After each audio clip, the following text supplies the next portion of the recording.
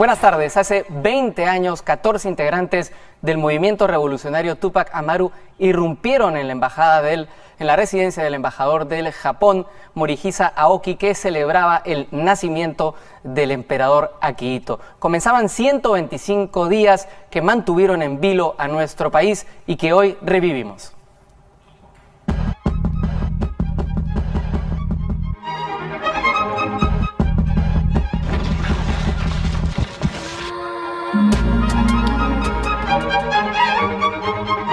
El 17 de diciembre de 1996, la residencia del embajador del Japón en el Perú albergó una celebración por el aniversario del nacimiento del emperador Akihito. Cerca de 800 personas estaban reunidas, muchas de ellas vinculadas al gobierno y a la colonia japonesa.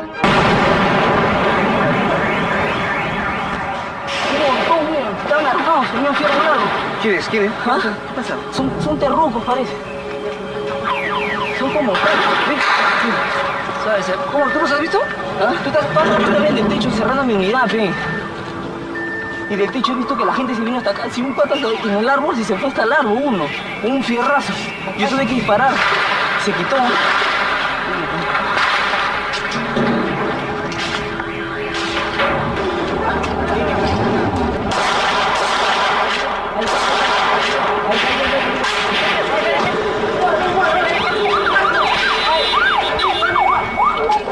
¿Cuál es su ubicación? Que lo estoy esperando acá hace más de 30 minutos. Incluso en estos momentos hay una explosión y usted no me llega al punto.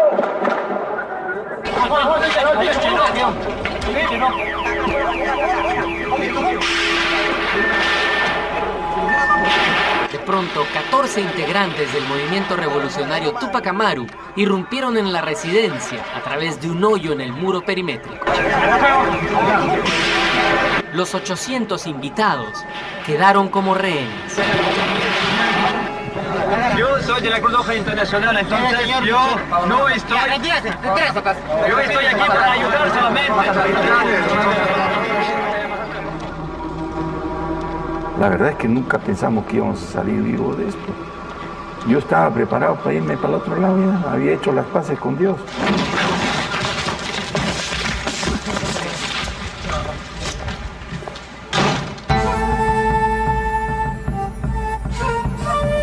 Los rehenes fueron liberados paulatinamente. Primero las mujeres y luego los demás invitados. Nos encontramos en una situación dificilísima y muy delicada, cuya solución pacífica es compleja pero indispensable. Al final quedaron 72 rehenes, todos vinculados al gobierno, y el sacerdote Juan Julio Vich, que permaneció voluntariamente en cautiverio. Yo al principio dije, pucha, que acá paso piola. Me habían dado recién mi libreta electoral. Nunca había tenido libreta electoral porque había estado en la Marina. Le dije, aquí estreno mi libreta. ¿Era presidente del Instituto del Mar? Yo era presidente del Instituto del Mar. ¿Y así se identificó? Y así me identificó. 2 o 3 días después, o quizás un poquito más, apareció una noticia en primera página diciendo de que yo había tenido a mi cargo la guerra antisubversiva. Fíjese que el tino que tenía el imbécil que escribió ese artículo. No sé quién ha sido hasta ahora, ¿no? Pero creo que fue un tarao. Un tarao el que hizo eso. Por supuesto me hicieron un juicio popular adentro.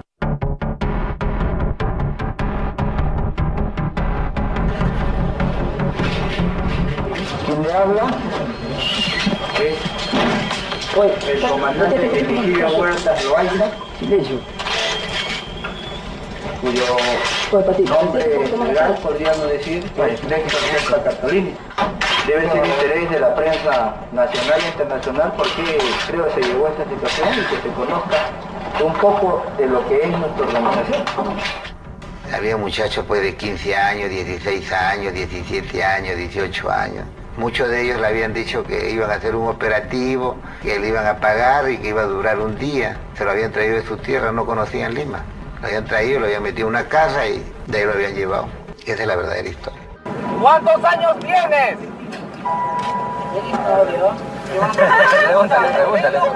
Pregúntale. 15 tiene, 15. el MRTA pidió la liberación de 465 de sus prisioneros, la revisión de las reformas económicas, criticó el programa de asistencia extranjera de Japón al Perú y protestó por las condiciones de las cárceles peruanas. A lo largo de todo este tiempo, el gobierno exploró la posibilidad de una salida pacífica a la crisis de los rehenes y nombró una comisión negociadora. Al mismo tiempo, comenzó a planearse un posible rescate. ¿Rescate militar? Muy difícil. No, puede haber hasta más de 30% de muertos. Entonces, eso estaba en mi mente. Eso estaba en mi mente. Pero en mi mente no solamente consciente, subconsciente, inconsciente, y en cuanto conciencia puede haber. Y súbitamente, una madrugada, despierto. 4 de la madrugada. Eureka, digo. Hay que hacer un túnel. Yo era un niño, un joven en esa época. El ingenio, la idea de un niño, dije, bueno, yo tengo este telescopio. Les ofrecí el telescopio, ¿no? Y utilizaron el telescopio para poder ver si habían colocado minas a la periferia de la embajada, alrededor.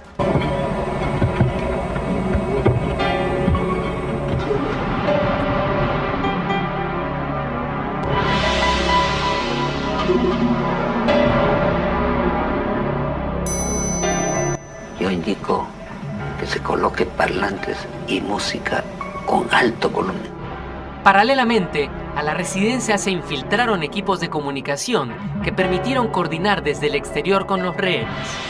¿Quién ingresó los micrófonos? ¿La Discote o Inteligencia Nacional? Inteligencia, inteligencia, sí, así es. Mi lógica me hacía pensar de que alguien tenía que estar infiltrando micrófonos adentro. Igual que pensé cuando entraron los termos, igual que pensé cuando entraron las escobas. En las escobas también habían micros. El problema era que era indiscriminado. Nadie sabía dónde había ido el cuadro, ni sabía dónde había ido el micro de las... El único que presumieron, porque era jactancioso, fue un termo grande, el más bonito de todos, el más grande. Alguien pensó, este lo va a querer Serpa de todas maneras. Claro, por una cuestión ya psicológica, ¿no? Psicológica. Yo soy el jefe, agarro el termo más grande, más bonito. Y así fue. O sea, ellos tenían oído de lo que Serpa iba diciendo todo el día. Y ponían su himno, un himno del MRTA. Apenas comenzaba el himno ese en su megáfono a sonar,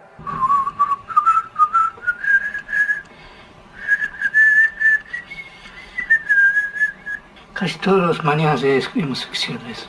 afuera comenzaba la famosa música esa que fue una locura para nosotros. Terrible, fuerte. Entonces le dijimos, bueno, mañana, si nos están escuchando, pongan como primera música La Cucaracha.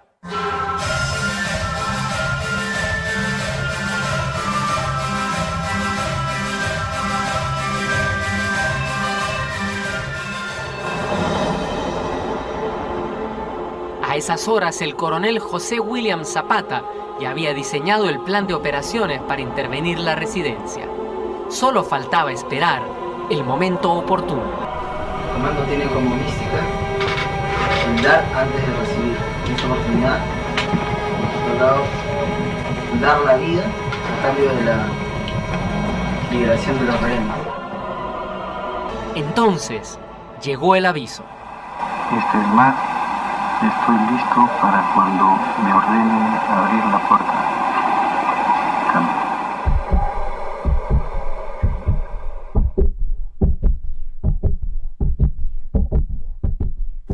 Y para seguir reviviendo esta increíble historia tenemos un panel de lujo. Nos acompañan en primer lugar Fernando Andrade, que fue rehén en la residencia del embajador del Japón. También Dante Córdoba, que fue uno de los 72 rehenes que permaneció hasta el final.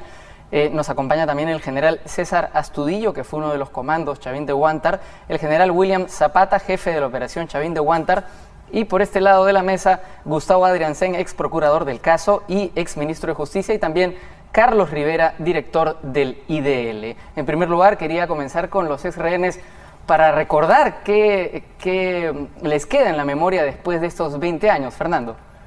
Bien, fue una experiencia única y la preocupación que tenemos en este tipo de casos que nos dijeron ustedes son prisioneros de guerra y la obligación de todo prisionero es escaparse. Entonces comencé a ver cuál era la forma de escaparme. Todas las ventanas estaban soldadas por dentro, o sea que era bien difícil. En la puerta había un emerretista con fusil y un sillón que la trancaba. La residencia era un lugar muy seguro, eso se volvió un problema cuando se trataba de salir también de la residencia, no solo ingresar. A mí me identificaron plenamente porque cuando yo estaba en el segundo piso bajé y un embajador me dijo, buenas noches, señor alcalde. Entonces ahí cuando uno menos quería ser identificado, ya me habían identificado. Entonces inclusive dijeron, ¿quién es? El alcalde de Miraflores, el señor Andrade. Entonces dijo, pónganlo con los ambulantes, ¿no? Y eso pues hizo una preocupación de ver cómo podíamos salir de ese problema. ¿Has traído un beeper? Sí, en esa época existían estos aparatos que son beepers, ¿no? Y en ese momento yo lo que pedía, una vez que me había metido al baño, el baño de visitas, decía, busqué una salida y encontré una ventana que forcejeándola la pude sacar la reja y abrí la ventana y no sabía qué cosa había afuera, si habían terroristas en el techo. Entonces dije simple y llanamente, señor, mándame una señal de que lo que estoy haciendo está bien y no me va a pasar nada. Y en eso me llegó el mensaje de mi esposa, Denise, que me dijo, te quiero mucho, trata de salir. Y esa fue para mí el impulso para treparme por las paredes del baño, llegar al hueco de la ventana y después salir al jardín, y ahí estaba el camarógrafo del canal que estaba viendo, etcétera, ¿no? Hasta que llegué a la puerta de salida. Dante, fueron 125 días en su caso. Exactamente, 4 meses y 6 días. La verdad es que luego de pasar 4 meses en un secuestro, mi mirada al tema es un poco alejarme de lo episódico y centrarme más, o sea, alejarme del cómo fue y centrarme más en el por qué. ¿Por qué ocurrió esto? ¿Por qué? ¿Qué nos pasó? Y eso a mí, me genera a mí, me invita a una visualización de 4 planos en el secuestro. El plano de la conducta humana, de cómo el ser humano reacciona frente a situaciones límites.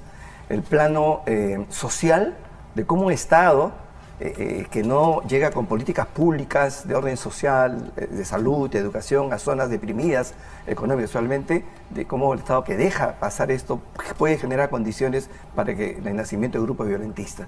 Y los peruanos sabemos que sin paz no es posible el desarrollo nacional. Sin paz no es posible democracias duraderas. Sin paz no es posible el ejercicio de derechos humanos. Y el tercer plano es el plano político, de cómo se manejó políticamente este evento, en el evento y post-evento, y luego el plano militar, de cómo se planearon y la acción misma militar. Y eso a mí, realmente, el plano militar me lleva, aparte de lo exitosa de la operación, me lleva a mí a una gratitud eterna, a la gratitud eterna con quienes se jugaron la vida, por los comandos de Jaime de Guanta que se jugaron la vida por nosotros, y estamos aquí comentando esto porque gracias a ellos estamos vivos. ¿Cómo lo vivió en el plano humano? Bueno, ahí el plano humano nos lleva al tema de la reflexión. Genera unas reflexiones donde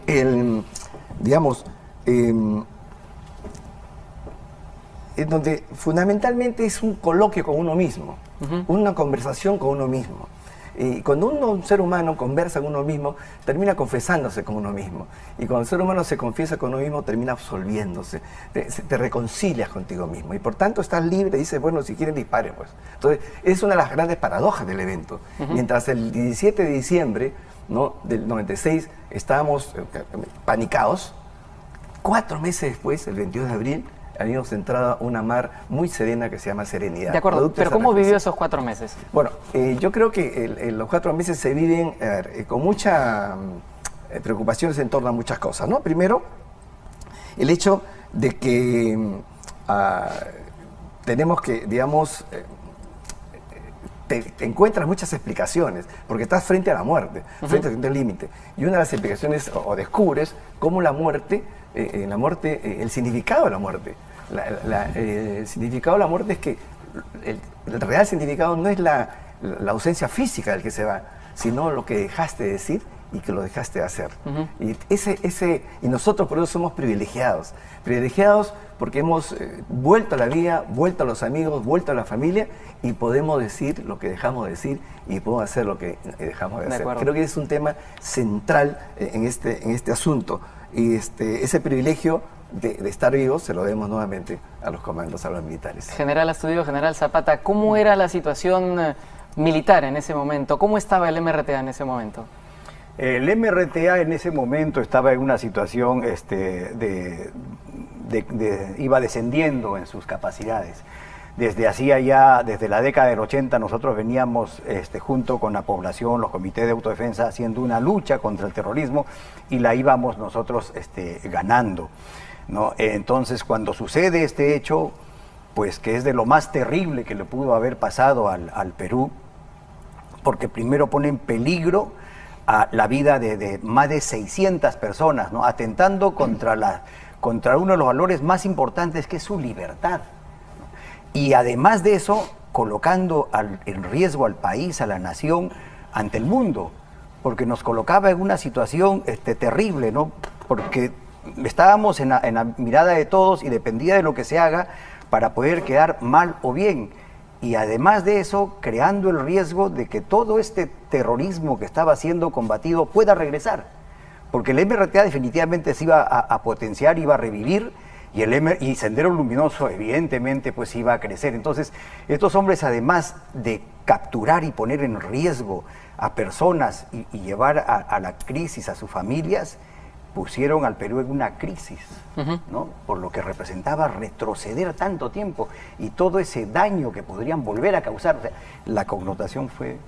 General Astudillo, un año antes usted había participado en la captura de Rincón Rincón, ¿verdad? Sí, fue una operación liderada por la policía en la cual estuvimos apoyando, y el plan que tenían en ese momento era la captura del Palacio Legislativo en ese momento. Hasta ahí había llegado ya el MRTA a planear la captura del Congreso. Tenían los planos, tenían la forma de hacerlo, habían bajado sus mejores cuadros de la selva central y tenían planeado hacerlo. Afortunadamente, la inteligencia pudo detectar esto y terminar con este plan. Luego vino el tema de la toma de la residencia del embajador con ocasión del natalicio del emperador Akihito, ¿no? Que se celebra el 23, pero por cuestiones administrativas lo estaban celebrando ese 17. Es así como no solamente secuestraron a esas casi 600 personas, que finalmente fueron 72 en un cautiverio perverso, nos secuestraron a todo el país. Creo que todo el país durante esos 126 días estuvieron secuestrados. Una vez terminada la solución pacífica, que no se pudo realizar, empezó la solución militar, que como todos sabemos, y los resultados que se obtuvieron, como me han dicho varias veces, y lo volvería a hacer, lo haría 1000 veces. Quizás la fuerza y la agilidad mengüen, pero el espíritu está intacto. Lo volvería a hacer porque estoy convencido de que lo que hicimos, lo hicimos bien y de la forma correcta. Quiero volver con los ex rehenes, especialmente con el señor Córdoba, que estuvo los 125 días, 3 meses y 6 días, como nos lo ha recordado. ¿Cómo era el día a día dentro de la residencia? ¿Cómo se organizaron los rehenes? Cuéntenos un poco los hechos. Correcto. Bueno, el marco de este asunto son dos elementos centrales: la defensa de tu dignidad y las ganas de vivir. Son dos elementos centrales con los cuales tienes mucho que trabajar. Y eso significa descubrir mecanismos de defensa frente a la agresión, frente a la violencia diaria que vivíamos. Porque a un ser humano se le violenta cuando se le priva la libertad. Y cuando a un ser humano se le priva la libertad, se le está dando un golpe al núcleo de su dignidad. Por tanto, nosotros teníamos que buscar elementos de mecanismo de defensa. Pero, por ejemplo, ¿ustedes recibían, en persona recibían ese tipo de violencia? ¿Los empujaban, los golpeaban? ¿Qué es lo que ocurría? Es que la violencia no solamente tiene que ser física. Repito, cuando te privan de libertad, te están violentando día a día. Sí, de acuerdo. Claro, en las noches, por ejemplo, ¿qué pasa? Todos dormíamos en el suelo y a las 2 de la mañana pasaban y te pisaban. caminaban sobre tu cuerpo. O sea, ese tipo de cosas. O si no, simplemente te decían con la metralleta, oiga, si hay un rescate militar, solo no me voy, me voy con usted. O sea, primero me voy con usted. Pero a pesar de esta situación dramática, usted me estaba contando que había espacio para el humor también. Claro, exactamente. Uno de los mecanismos es el humor. El humor nunca debe perderse, digo yo, ni siquiera en situaciones de adversidad, porque eso significa realmente, el humor relativiza las circunstancias dramáticas. ¿Qué tipo de cosas se hacían los rehenes entre ellos? Por ejemplo, las actividades. Nosotros teníamos que ganarle tiempo al tiempo. Y a veces así todos leían, jugaban cartas, había guitarras que se tocaban la guitarra, en fin, leer, escribir mucho. Yo escribía mucho. Yo escribí 10 cuadernos de las discusiones, los debates que tenía con Serpa, con otros chicos. Pero me contó también, por ejemplo, que había hecho una broma con un Viper, lo recordó a partir del Viper que traía Fernando Andrade. Nuestro amigo Fernández, el único Viper que quedó fue los amigos Fernández, ¿no? Que no fue descubierto. Y bueno, hacíamos todo de bromas. Recuerdo que un día se cayó al suelo, yo lo recogí y no le dije nada. Por tanto, él se dio cuenta que había perdido Viper y estaba sudando y todo el día, el pobre. Así que ese tipo... Pero teníamos que reírnos mucho. Nosotros hemos reído mucho. El humor es clave, porque el humor finalmente es el que permite la alegría, y al final es un mecanismo de defensa, ¿no? Pero otros leían, escribían, y al final, lo paradójico, no teníamos ni luz ni agua. Por tanto, a las 6 de la tarde, 7, se iba la luz, prendíamos la vela, pero al final del día decíamos, oye, me falta, yo tenía que escribir más. Ya no podíamos escribir porque no había luz. Pero lo que quiero decirles es que a veces el tiempo nos queda corto. Por lo tanto, habíamos ganado mucho. Este es un tema frontal de cómo afrontar frente a la agresión permanente de los secuestradores, ¿no? Que realmente estaban día a día en el tema. Y creo que al final, resumo este asunto, yo siempre con dos pensamientos y un sentimiento. El primer pensamiento es que lo impredecible está en cada minuto de nuestras vidas. Uno sale de la casa y a lo mejor no regresa. Sí. El segundo pensamiento es que la violencia no nos lleva a nada, salvo a la muerte y a la destrucción. Y el sentimiento siempre es el sentimiento de gratitud. Gratitud a quienes se jugaron la vida por nosotros, que son los oficiales de la Fuerza Armada de nuestra patria. Fernando, ¿qué es lo primero que piensa un rehén cuando sale de una situación de cautiverio? Bueno, alegría, ¿no? Porque yo salí y pude regresar a mi casa y ahí estaba mi familia esperándome. Estaban mis hijas, estaba mi esposa, estaban mis cuñados, mi hermano. Entonces eso fue reencontrarse con la familia, es algo muy agradable a más de las 2 de la mañana. Entonces saliste de un problema. Y lo que yo me acuerdo de eso era la preocupación que tenía todo el mundo. Todo el mundo estaba preocupado, qué van a hacer con nosotros, qué nos va a pasar, quién es quién, y estaba el jefe de la DIRCOTE, la Dirección contra el Terrorismo, y cómo salimos de esto, porque uno está preocupado, pero lo que tiene que hacer es ocuparse en ver cómo salir de ese problema. Y ellos nos habían dicho que éramos prisioneros de guerra, y como les había dicho, teníamos que escaparnos, esa es la obligación, y hay que buscar cómo salir. Pero toda la gente estaba todavía asustada, aterrada en las primeras horas, y no podían organizarse un plan de escape. Entonces, esas son las cosas que hay que ver y aprovechar en los momentos que son importantes. Has tocado un tema interesante, Raúl, que es ¿qué pasa cuando termina el evento y sales? Sí. Es un tema otra vez bien complicado para el ser humano. 4 meses después de vivir esta situación muy dolorosa y dramática, cuando estás liberado, sientes una especie de renacer. Primero un gran alivio, parece que te hubieran quitado 1000 kilos encima, en primer lugar. Sientes muy aliviado. En segundo lugar, ver a tu familia, a tu esposa, a tus hijos por primera vez 4 meses, es un renacer, pero tú corres, abrazas, y en ese momento te das cuenta que las palabras sobran, no tienes que decir, no hay palabra, no existe la palabra. Ahí creo que el silencio es el protagónico. Entonces el silencio se convierte en una especie de lenguaje del alma. Abrazas, solamente abrazas, y en silencio. Claro que sí. Bueno, esta historia no se podría contar sin contar su final, que fue la famosa Operación Chavín de Huántar, que a continuación vamos a revivir.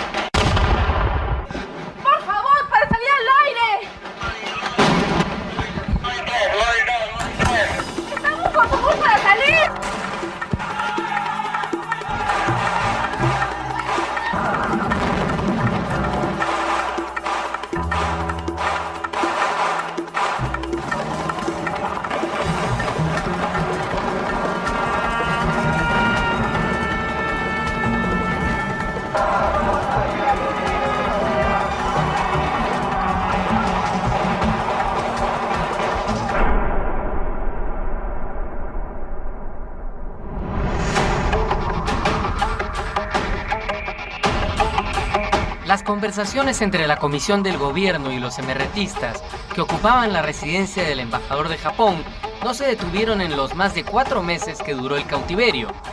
El 3 de marzo, el gobierno ofreció la salida a Cuba de los subversivos, pero estos la rechazaron. En los días siguientes, los emerretistas endurecieron sus posiciones y comenzaron a dilatar el diálogo.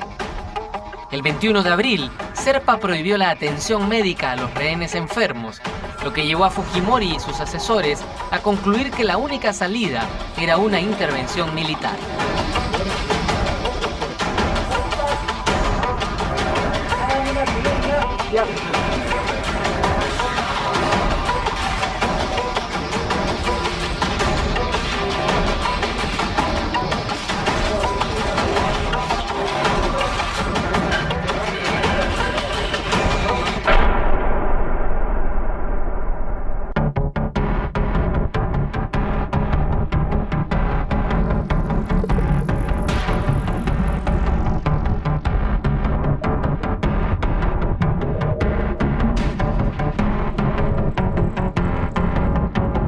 Es la mañana del 22 de abril de 1997 y este es el movimiento en las galerías que se construyeron debajo de la residencia.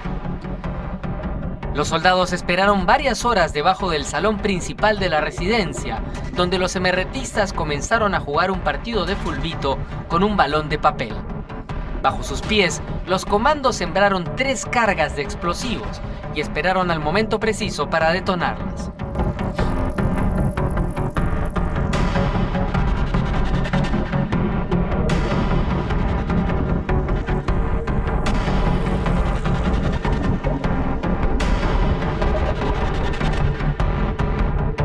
A las 3:17 de la tarde, Vladimiro Montesino se comunica con el presidente Alberto Fujimori. Sí, señor.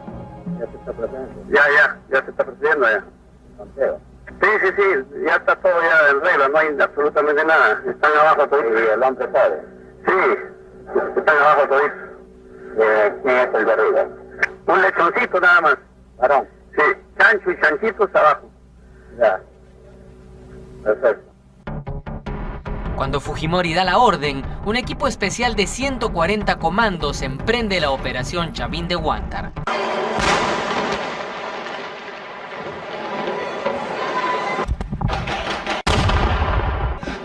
favor, para salir al aire! ¡Estamos, por favor, para salir! Detonan los explosivos e irrumpen por los túneles, pero luego asaltan la residencia por todos los flancos.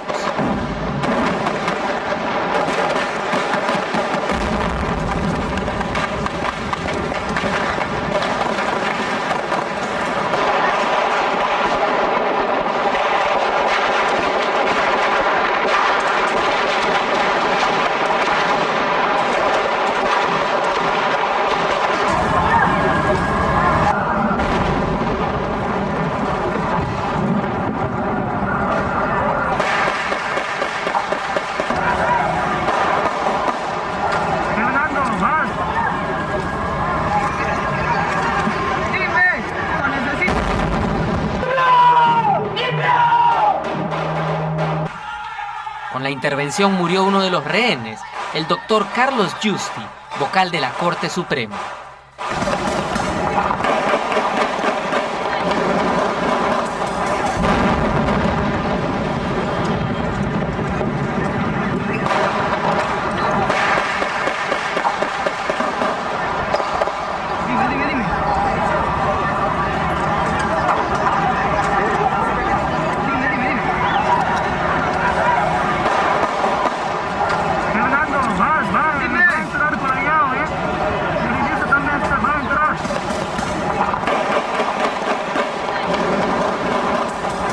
También los comandos Juan Valer, baleado mientras cubría al ministro Francisco Tudela, y Raúl Jiménez.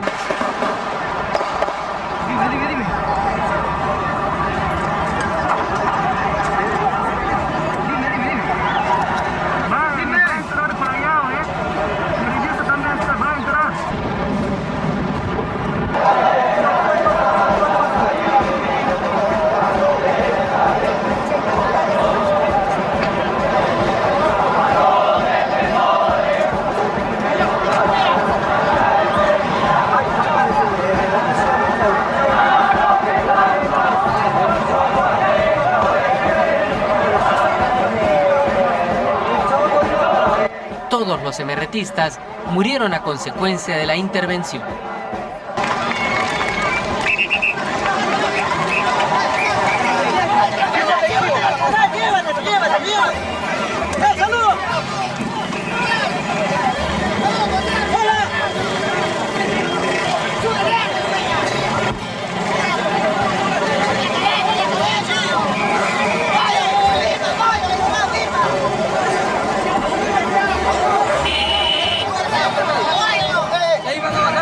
Tiempo, Alberto Fujimori se reunió con los rehenes rescatados y se presentó en la residencia.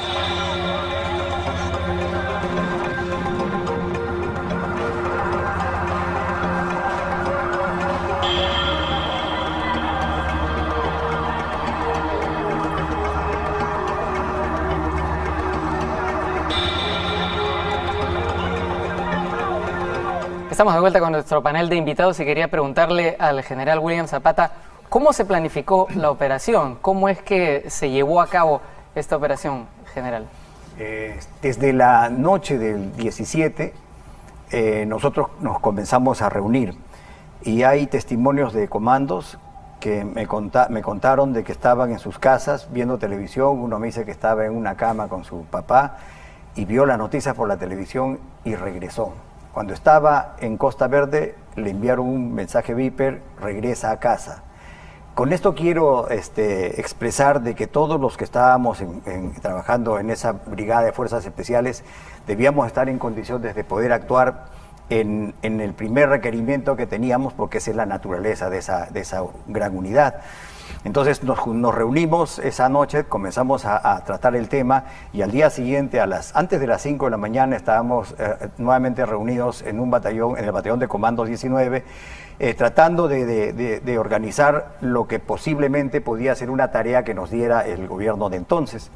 Y sucedió así que unas horas después, creo que 3 horas después, nos llamaron al comando conjunto.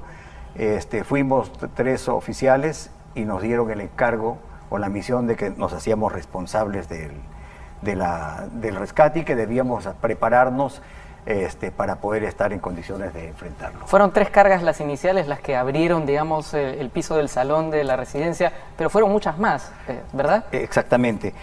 Para nosotros colocar esas cargas, la razón de esas cargas subterráneas fue aturdirlos, desarticularlos, dejarlo fuera de control y que las cosas se nos faciliten de tal modo que los rehenes también pudieran estar a salvo.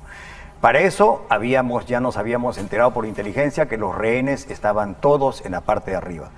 Para poder hacer esas explosiones las tuvimos que practicar en diferentes lugares de Lima, particularmente en sitios donde el subsuelo es semejante al de San Isidro.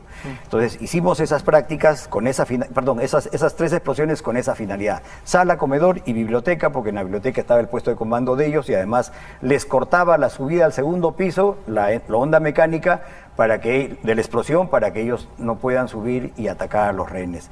Y luego 6 cargas en todo el perímetro de la residencia, de tal manera que estas abrieran unos boquerones rectangulares y por ahí incursionaban cada uno de los equipos. La táctica dice de que se debe entrar por todos los 360 grados al mismo tiempo y sorprenderlos tratando de llegar lo antes posible al rehén.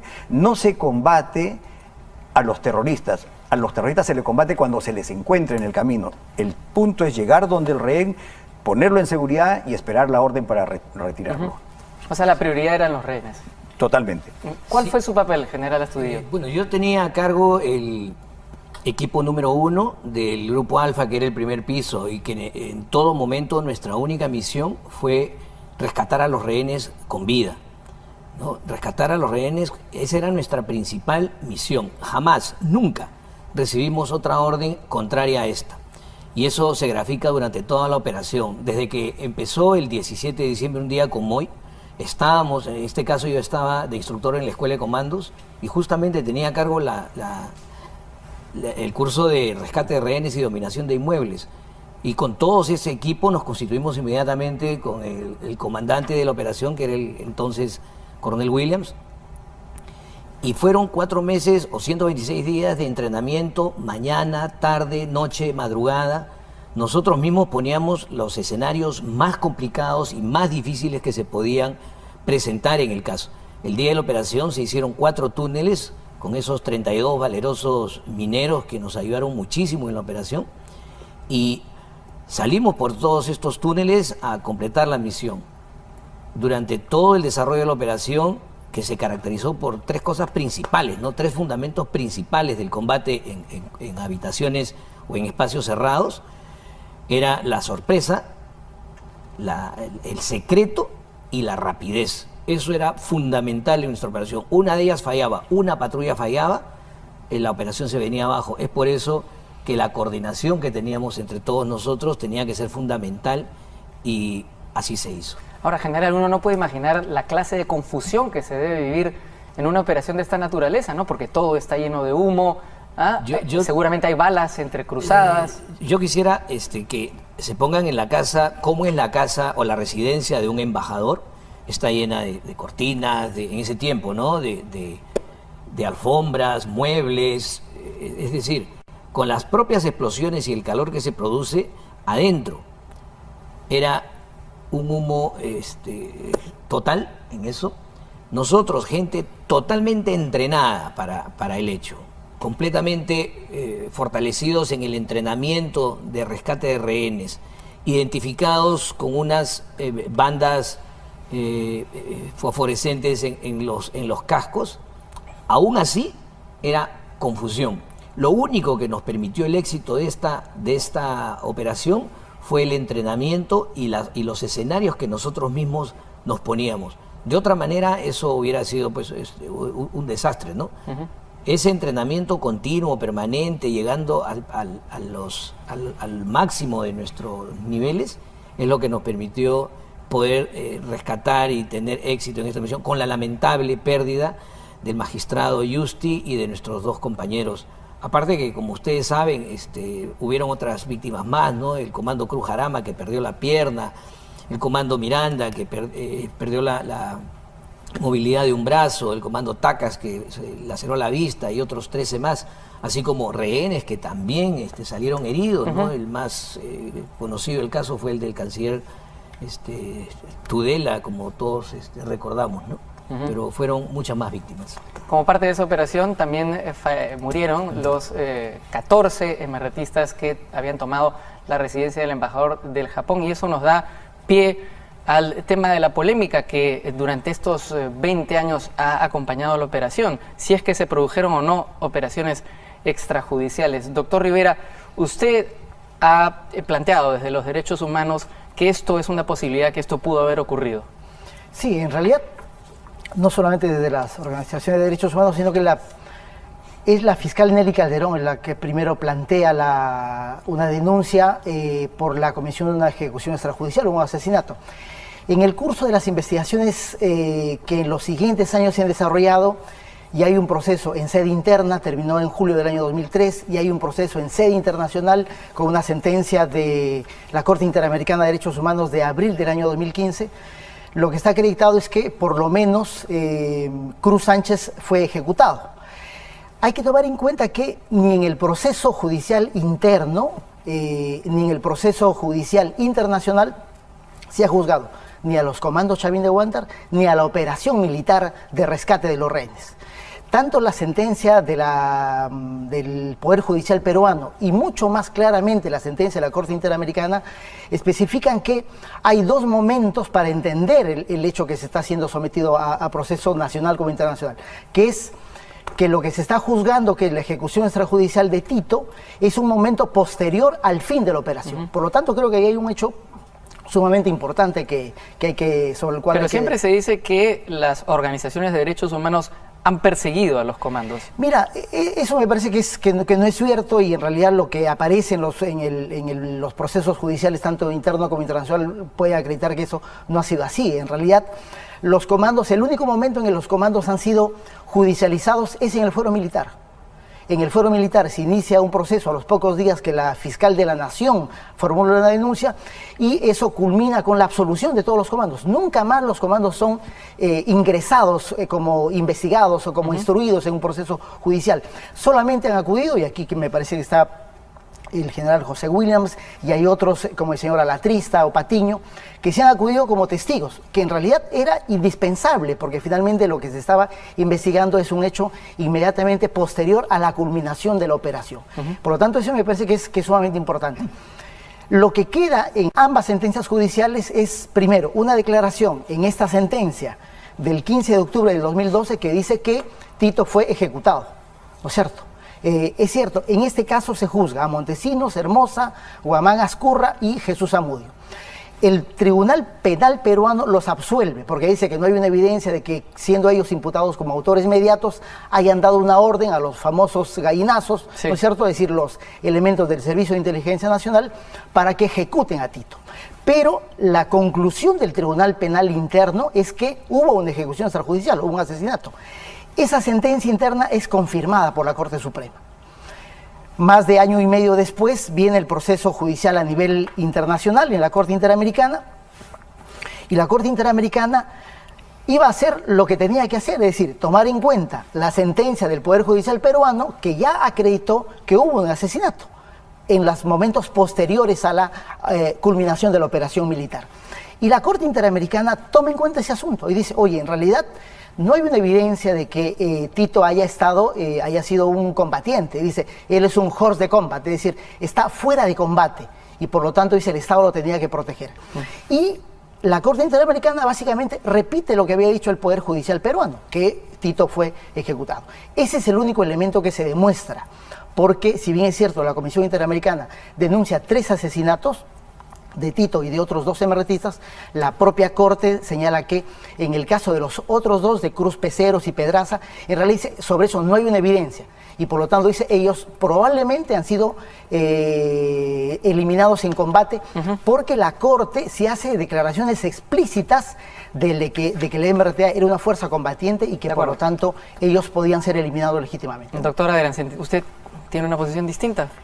Bueno, en realidad sí, Raúl, muchísimas gracias por la invitación. A mí me tocó primero como procurador y luego me tocó como ministro de Justicia vivir los momentos tanto en sede interna como en sede internacional, y en verdad la experiencia que yo tengo es una diferente. Siempre escuché decir que los comandos no fueron perseguidos en este proceso, pero los hechos a lo largo del juicio dicen lo contrario.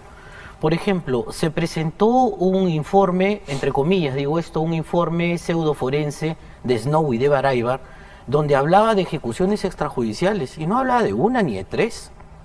Decía que todos habían muerto como consecuencia de ejecuciones extrajudiciales, después de haberse rendidos, con tiros de cerradura, con la cabeza hiperflexa, ejecutados todos.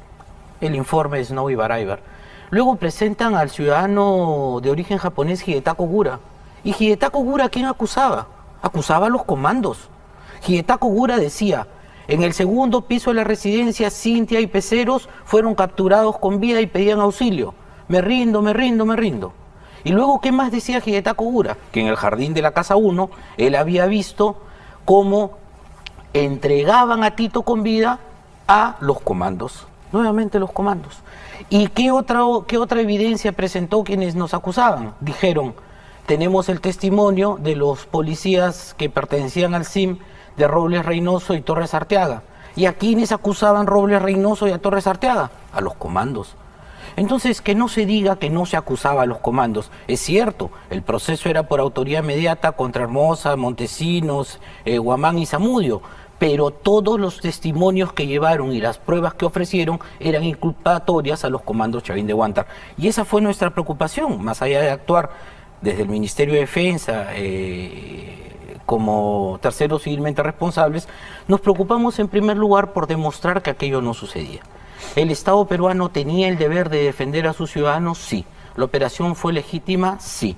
¿Se trataron de agostar los medios pacíficos? En efecto, hubo una comisión y cuando la vida de los rehenes corrió peligro, recién entonces se pudo dar la autorización para que la exitosa operación de rescate de rehenes se produzca.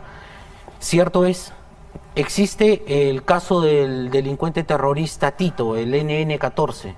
Bien, ¿qué es lo que han dicho las sentencias, tanto en sede interna como en sede internacional? Investíguese modo y circunstancias de la muerte. Perfecto. ¿Por qué? Porque no fue investigada hasta el día de hoy. Perfecto, que se investigue. Pero un hecho muy importante. Ya se dijo también que los héroes Comando Chavín de Huántar no tienen participación alguna en ese suceso. ¿Y a quiénes se está investigando ahora? A quienes se debió investigar desde siempre, a Robles Reynoso, a Torres Arteaga y a Hideta Kogura. Pero es lo mismo que ha dicho el porque doctor Rivera. ellos fueron los últimos que vieron con vida a Tito. Que se haga una diferenciación entonces entre lo que significó el proceso y cuáles fueron las actuaciones que se hicieron dirigidas en contra de los comandos Chavín de Huántar, y cómo aparecieron después los testimonios aquellos de los gallinazos, el CIMI y todo aquello. Nuestra intención desde siempre fue, Raúl, asegurarnos de derribar estos argumentos que habían presentado la parte que actuaba como parte civil, tratando de involucrar a los comandos Chavín de Huántar en este suceso. Doctor Williams, general Williams, general Astudillo, ¿en algún momento ustedes vieron gallinazos? Es decir, infiltrados del servicio de inteligencia. No, eso fue aclarado ya un tiempo atrás. Lo que sucede es que le colocaron ese nombre a las personas que fueron a filmar, le pusieron gallinazos. Entonces, de ahí comenzaron a surgir una serie de ideas y pensar de que los gallinazos habían entrado a matar a las personas, a terroristas. Fíjese, en una operación militar y en cualquier hecho de guerra o de enfrentamiento, se filman las acciones. Tenemos films desde la Segunda Guerra Mundial, la primera, y hasta la liberación de Iris Betancur en Colombia. Entonces, no filmar un hecho que luego se convierte en académico o estudios tácticos, eso no es posible.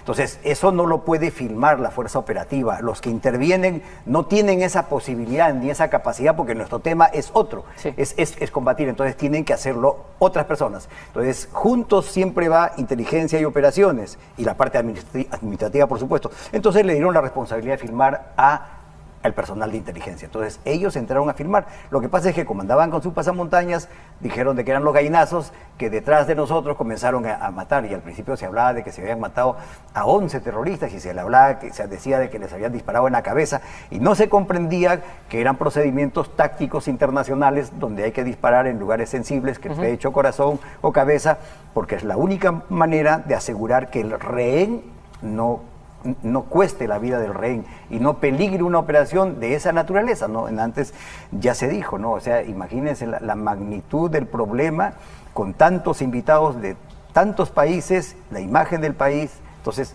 eso es internacional, los procedimientos son internacionales y no salimos de eso. Yo siempre me he preguntado, general Williams, general Astudillo, no sé si ustedes tienen una respuesta, ¿dónde están esos videos? Si esos videos en algún momento se presentaron en sede judicial como argumento a favor de los comandos.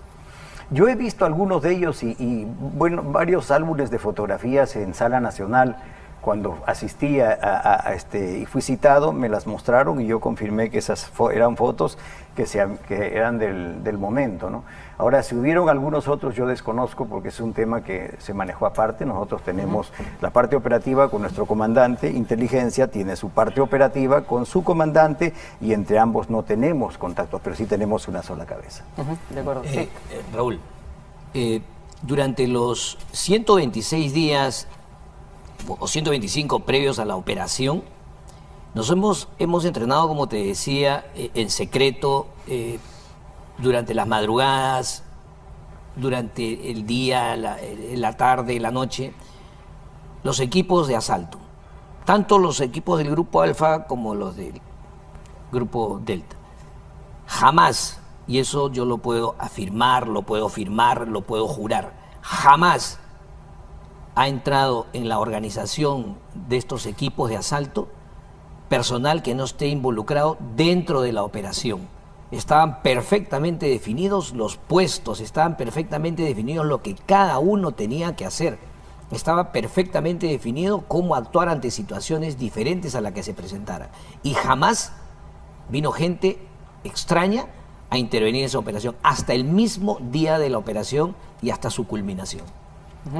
Vamos a hacer una pausa. Sí, ¿quieren añadir algo? Solamente para agregar, tácticamente es imposible que dentro de un proceso, de un procedimiento táctico de combate, podamos meter a alguien. Estorbaría.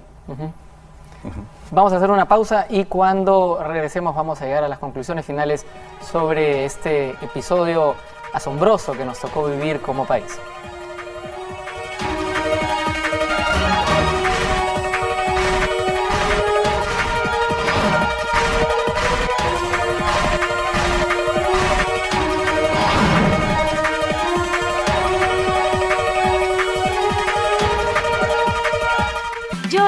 iluminar la Navidad. 60% de descuento en muebles Ripley Home. Además, ahora o nunca, seccional Titanium a 999 soles. Exclusivo con tarjeta Ripley. Me fascina Ripley. Esta es la historia de un hallazgo que no nos deja de sorprender. Pero Cicatricure escondía un secreto. Sus propiedades antiedad únicas.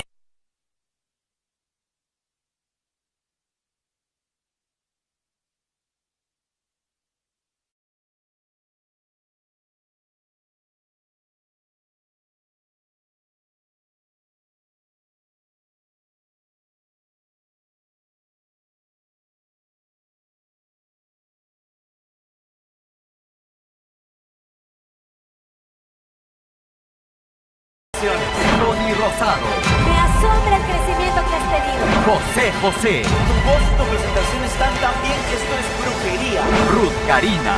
Lo que has hecho en el escenario es algo que jamás he visto. Este domingo, la final más reñida de todas las temporadas.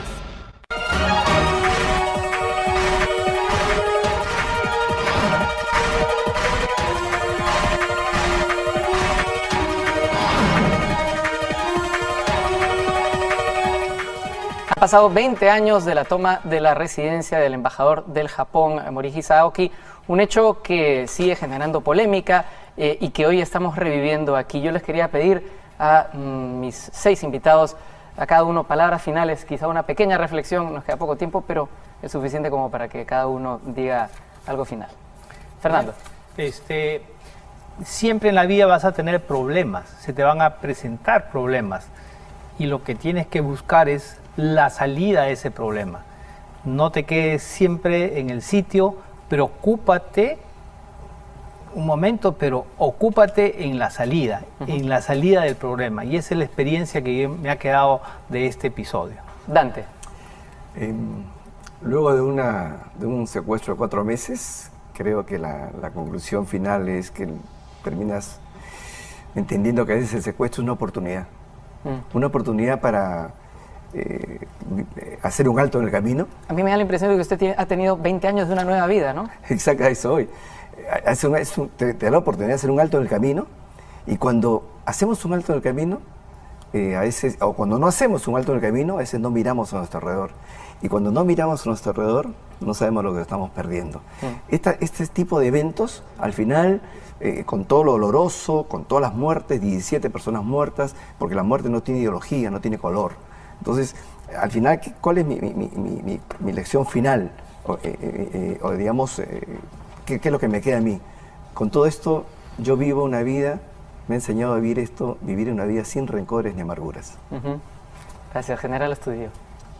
Bueno, en principio, recordar lo lamentable de las bajas que hubieron ahí y recordar, ¿no?, que muy pocas veces se hace, que también sufrieron muchísimo, ¿no?, las familias de los rehenes, las familias de los comandos, principalmente los que cayeron abatidos, las familias de esos pobres 14 muchachos que equivocadamente escogieron un camino diferente al que querían todos los peruanos, pero que quede bien claro, Raúl, que nada ni nadie tiene razón contra el Perú. Y es por eso que esta operación llevó y llevará siempre un lema: lo hicimos por el Perú. Muchas gracias. General Williams. Y yo quiero hacer un reconocimiento a esos 150 hombres de la patrulla tenaz. Son personas muy comprometidas con su deber, y a todos aquellos que de manera colateral en la parte administrativa e inteligencia también hicieron un trabajo excelente. Y por último, recordar que lo sucedido, ¿no?, recordar de que esta operación une a los peruanos, y que todo lo sucedido a través de todo este periodo de terrorismo no debe volver a suceder. Ya hemos pasado muchos problemas como para poder tomar otras ideologías, otras teorías parecidas y volver a caminar por aquello que nos ha costado tanto trabajo salir. Gustavo, por favor. Muchas gracias, Raúl. En realidad yo reflexiono sobre los 20 años que han transcurrido, y mi deseo es que no hayan transcurrido en vano. No quisiera que nos distraigamos y que las organizaciones de fachada que hoy día vemos resurgir en nuestra sociedad tengan finalmente como propósito destruir nuestra democracia nuevamente. hay que estar atentos, hay que trabajar en contra de ellas y por supuesto mi reconocimiento a los héroes Chavín de Huántar y mi alegría de ver a los rehenes con bien. Carlos. Sí, mira, tres cosas. Primero, coincidir con el general Williams en el reconocimiento a los integrantes de la patrulla tenaz. Segundo, creo que la experiencia de la lucha contra el terrorismo en el Perú nos ha dado la posibilidad de enseñarle al mundo una forma de derrotar tanto a Sendero Luminoso como al MRTA. Y tercero, creo que esas circunstancias difíciles son reconocidas por organismos internacionales. Pero en las circunstancias en las que hay situaciones injustificables o de abuso, me parece que son posibles de corregir o de por lo menos ser declaradas, y me parece que lo que hace la sentencia de la Corte Interamericana es un buen ejemplo en términos del reconocimiento tanto de lo que se hace a nivel del Estado como de las obligaciones que este tiene frente a sus ciudadanos. Muchas gracias. Nuevamente muchas gracias a los 6 por su participación en este especial. Han pasado 20 años de la toma de la residencia del embajador japonés, pero son 20 años que parecen haber pasado, por lo menos para nuestros panelistas, como un soplo. Ellos viven todavía esos momentos y es bueno recordarlos. Por eso lo hemos querido hacer el día de hoy. Muchas gracias por acompañarnos.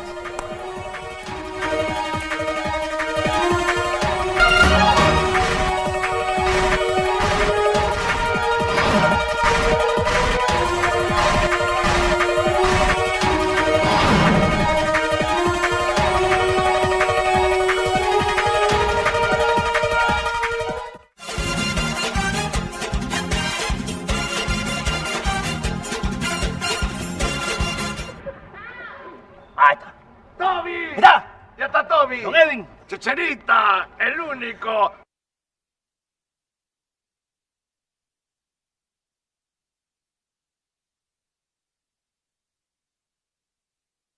Electoral, porque había estado en la Marina. Le dije, aquí estreno mi libreta. ¿Era presidente del Instituto del Mar? Yo era presidente del Instituto del Mar. ¿Y así se identificó? Y así me identifico. 2 o 3 días después, o quizás un poquito más, apareció una noticia en primera página diciendo de que yo había tenido a mi cargo la guerra antisubversiva. Fíjense que el tino que tenía el imbécil que escribió ese artículo. No sé quién ha sido hasta ahora, ¿no? Pero creo que fue un tarao. Un tarao el que hizo eso. Por supuesto me hicieron un juicio popular adentro.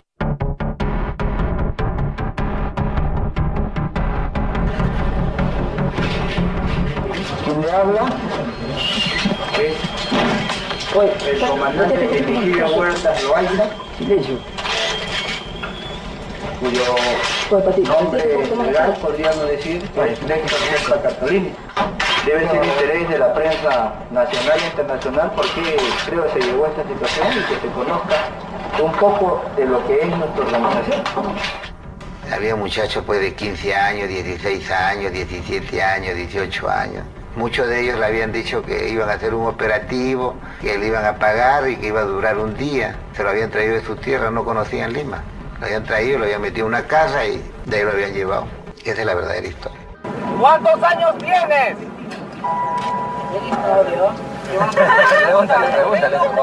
Pregúntale. El MRTA pidió la liberación de 465 de sus prisioneros, la revisión de las reformas económicas, criticó el programa de asistencia extranjera de Japón al Perú y protestó por las condiciones de las cárceles.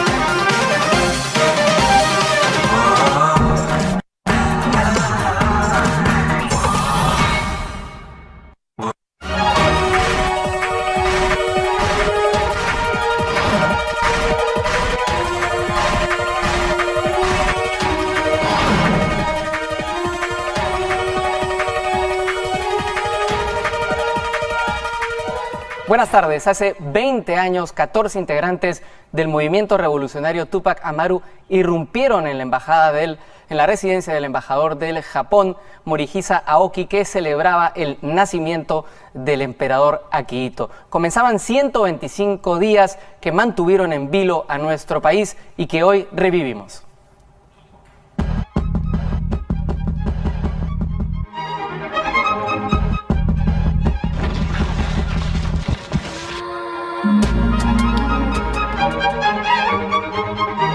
El 17 de diciembre de 1996, la residencia del embajador del Japón en el Perú albergó una celebración por el aniversario del nacimiento del emperador Akihito. Cerca de 800 personas estaban reunidas, muchas de ellas vinculadas al gobierno y a la colonia japonesa.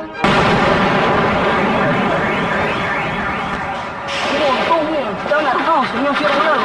¿Quiénes? ¿Quiénes? ¿Ah? ¿Qué pasa? Son terrucos, parece. Son como... ¿Ves? ¿Sabes? ¿Cómo? ¿Tú los has visto? ¿Ah? Tú estás también del techo cerrando mi unidad, pe. Y del techo he visto que la gente se vino hasta acá. Si un pata en el árbol, si se fue hasta el árbol, uno. Un fierrazo. Yo tuve que disparar. Se quitó.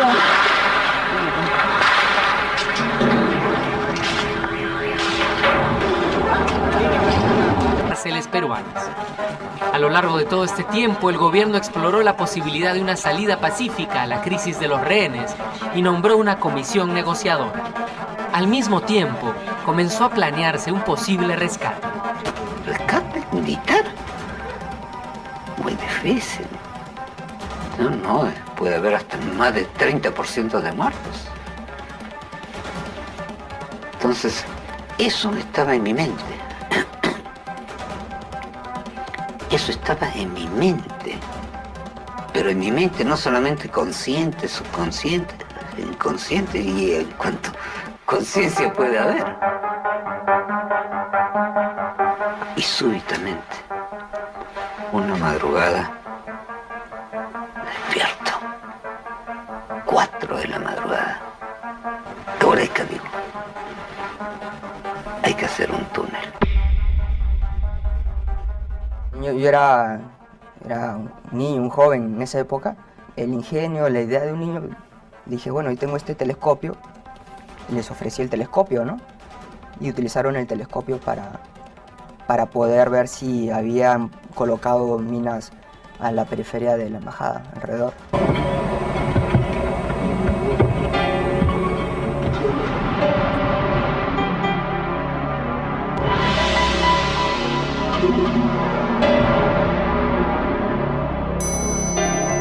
Yo indico que se coloque parlantes y música con alto volumen.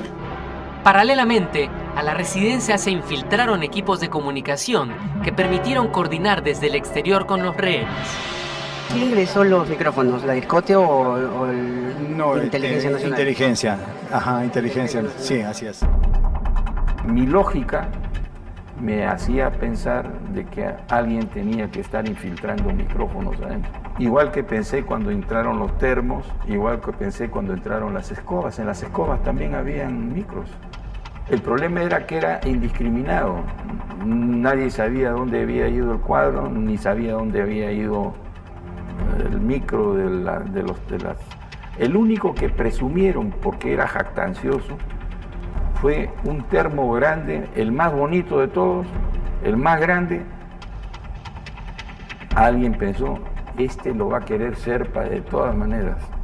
Claro, por una cuestión ya psicológica, ¿no? Psicológica. Yo soy el jefe, agarro el termo más grande, más bonito. Y así fue. O sea, ellos tenían oído de lo que Serpa iba diciendo todo el día.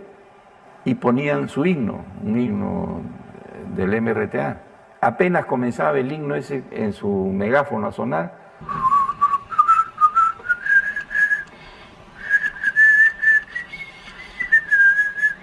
casi todas las mañanas escribimos ficciones. afuera comenzaba la famosa música esa que fue una locura para nosotros. Terrible, fuerte. Entonces le dijimos, bueno, mañana, si nos están escuchando, pongan como primera música La Cucaracha.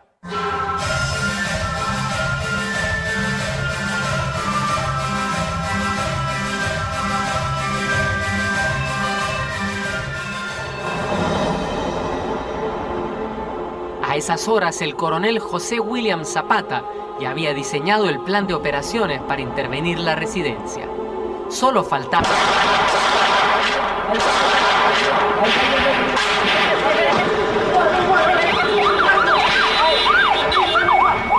Daniel, ¿cuál es su ubicación? Que lo estoy esperando acá hace más de 30 minutos.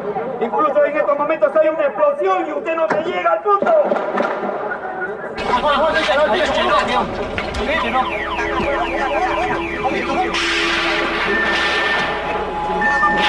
De pronto, 14 integrantes del movimiento revolucionario Túpac Amaru irrumpieron en la residencia a través de un hoyo en el muro perimétrico. Los 800 invitados quedaron como rehenes. Yo soy de la Cruz Roja Internacional, entonces yo no estoy... Yo estoy aquí para ayudar solamente. La verdad es que nunca pensamos que íbamos a salir vivos de esto. Yo estaba preparado para irme para el otro lado, ya había hecho las paces con Dios.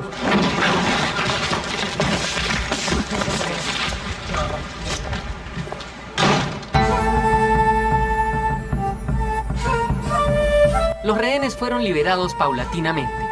Primero las mujeres y luego los demás invitados. Nos encontramos en una situación dificilísima y muy delicada, cuya solución pacífica es compleja pero indispensable. Al final quedaron 72 rehenes, todos vinculados al gobierno, y el sacerdote Juan Julio Vich, que permaneció voluntariamente en cautiverio.